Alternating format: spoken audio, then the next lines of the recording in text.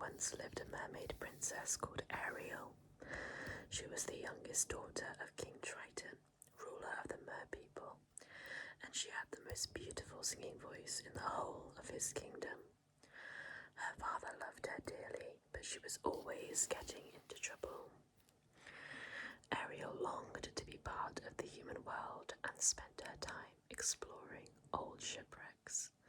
The Sea King feared for her safety and, thinking humans were dangerous, warned her to stay away from them, but the Little Mermaid was certain he was wrong. When Ariel was 16 years old, King Triton arranged for her to sing in a magnificent concert, and Mer people came from all over the kingdom to hear her.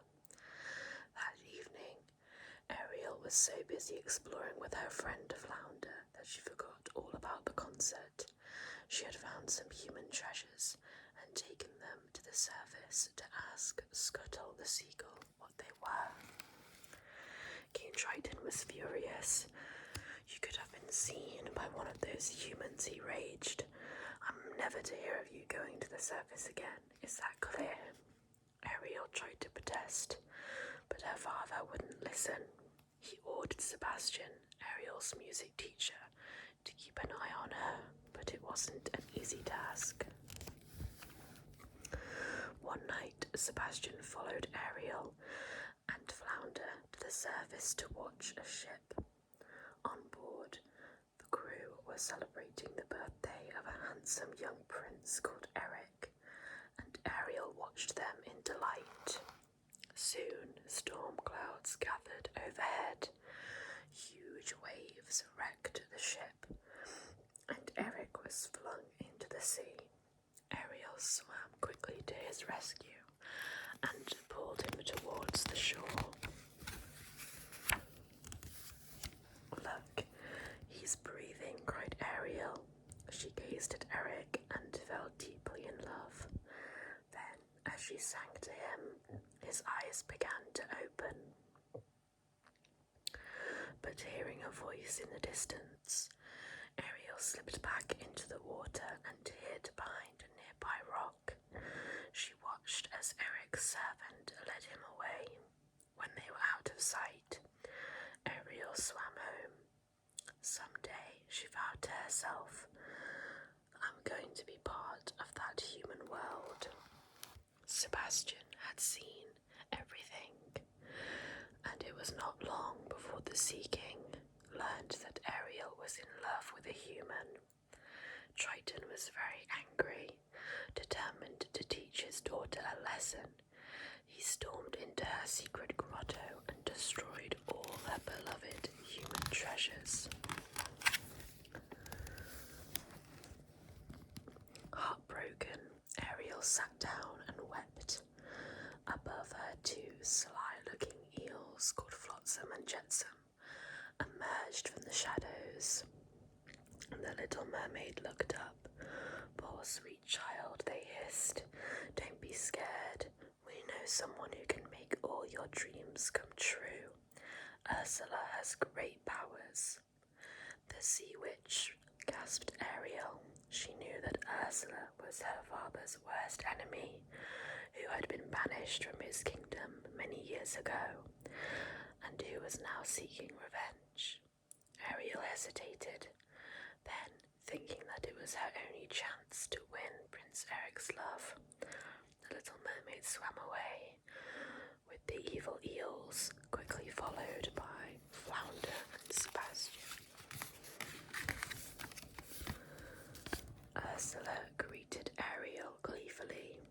"The only way to get what you want," the Sea Witch explained, "is to become human yourself. And fortunately, I know a little magic. Now listen here. Here's the deal. In exchange for your voice, I will turn you into a human for 3 days. If Eric hasn't given you the kiss of true love in that time, you will become a mermaid again and belong to me forever." A scroll appeared in Ursula's hand. "Go ahead and sign," she urged. Ariel was terrified, but thinking of Eric again, she signed. A moment later, she was walking on the seashore. last. Prince Eric had been searching everywhere for the girl with the beautiful voice who had rescued him. He had almost given up hope of finding her when he noticed someone sitting on a rock. This girl looked familiar, but when he found she couldn't speak, Eric realized that she was not the one.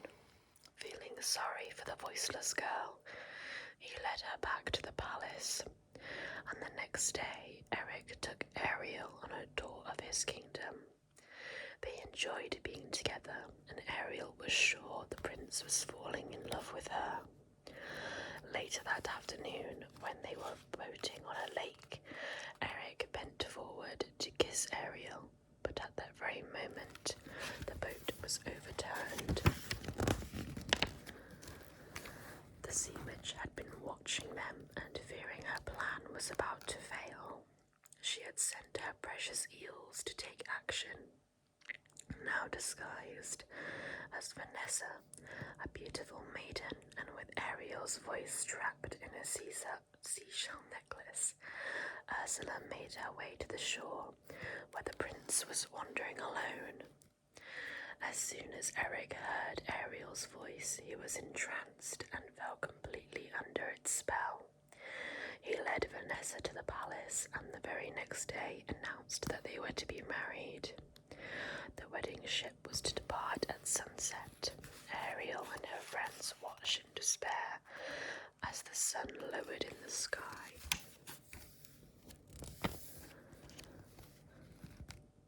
By chance, Scuttle discovered that Vanessa was really Ursula in disguise, and he called on all the sea creatures to stop the wedding.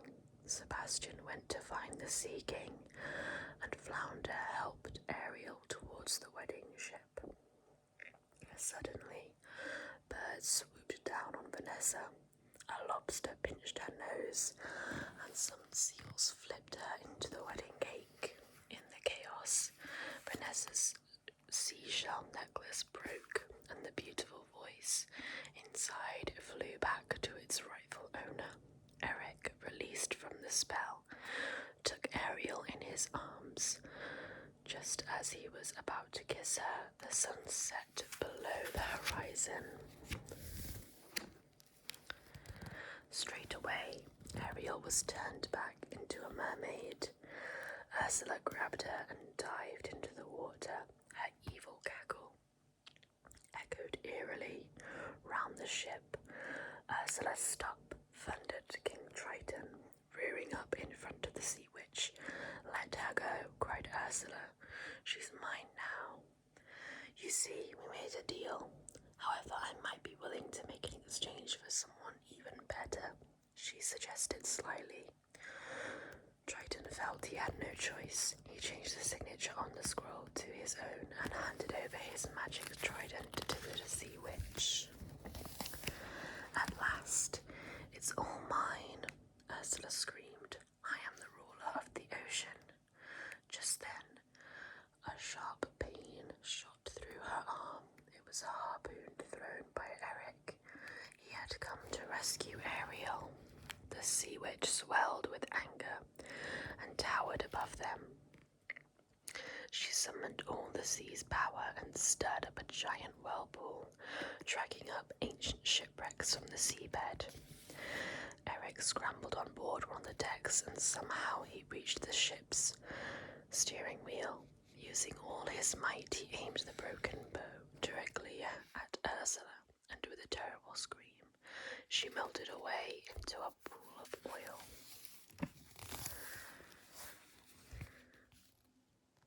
Triton's power was instantly restored. He rose to the surface and saw Ariel gazing lovingly at Eric, who was lying on the beach. She really does love him, Triton murmured to Sebastian. I suppose the only problem left is how much I will miss her. Then, with a flourish of his trident, the Sea King granted Ariel her dearest wish, to be a human forever. Overjoyed, Eric and Ariel rushed into each other's arms. A few days later, the couple were married, and all their friends were invited to the wedding. King Triton gladly gave Ariel missing